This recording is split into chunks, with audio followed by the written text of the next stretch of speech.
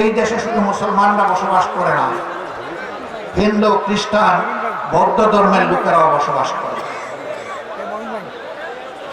আমরা এমন একটি দেশ চাই যে দেশে মসজিদও পাহারা দেওয়ার প্রয়োজন হবে না, মন্দির এবং মঠ পাহারা দেওয়ার দরকার, গির্জাও পাহারা দেওয়া লাগবে না।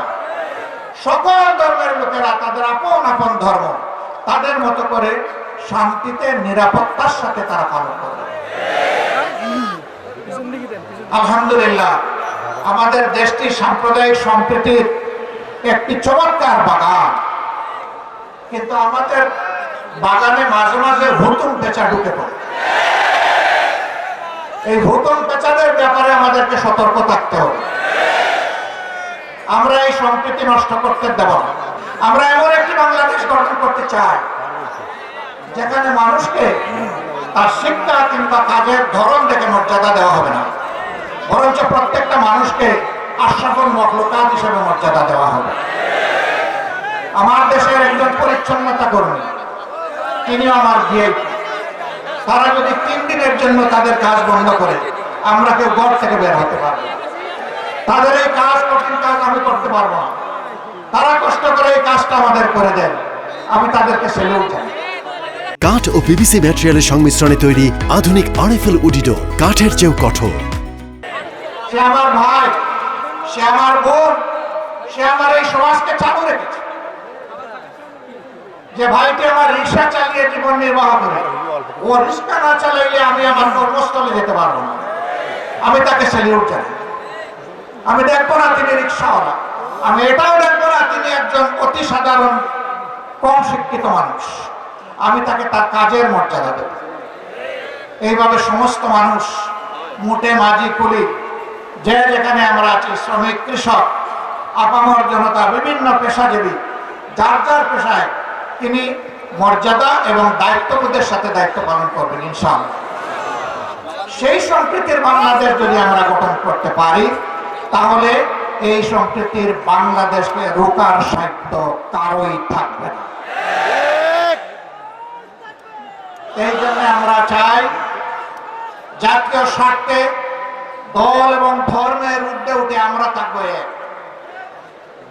সেই ইস্পাত কঠিন জাতীয় ঐক্য আমরা চাই, যেখানে উলামায়ে কেরাম মর্যাদা পাবেন, পেশাজীবীরা মর্যাদা পাবেন, সকল শ্রেণী পেশার মানুষ মর্যাদা পাবেন। এই যে 24-এর স্বাধীনতা এসেছে এমনি এমনি আসেন ভাই। 2006 সালের 28 অক্টোবর স্পষ্ট দিবালোকে আলোকে পয়টা দিয়ে আদম সন্তানদেরকে হত্যা করার পর যখন তাদের নিথর দেহ পড়ে পাচ্ছিল, তখন তার উপর উঠে বিকৃত রুচির ওই খুনিরা তখন তারা লাফালাফি করেছিল। সেই দিন বাংলাদেশ পথ হারিয়েছিল। সেই পথ হারা বাংলাদেশ দীর্ঘ ত্যাগের পর আবার আল্লাহর অশেষ মেহেরবানিতে 2024 সালের 5 আগস্ট আবার তার পথে ফিরে এসেছে। এর মাঝে অনেক রক্ত দিতে হয়েছে। 57 জন কমিটির দেশপ্রেমিক 24 সেনা অফিসারকে খুন করা হয়েছে 2009 সালের 25 এবং 26 ফেব্রুয়ারি ঢাকার পিলখানায় তৎকালীন বিডিআরের সদর দপ্তরে। এরপরে জামাতে ইসলামের নেতৃবৃন্দকে দফায় দফায় খুন করা হয়েছে। 2 জন সাবেক আমিরে জামাত সহ 11 জন কলিজার টুকরা, আমাদের মাতার তাজ শীর্ষ নেতৃবৃন্দকে বিচারের নামে জুলুম করে খুন করা হয়েছে। এই খুনের প্রতিবাদ যারা করেছেন, অন্যায়ের প্রতিবাদ করেছেন, তাদেরকে গ্রামে গঞ্জে খুন করা হয়েছে।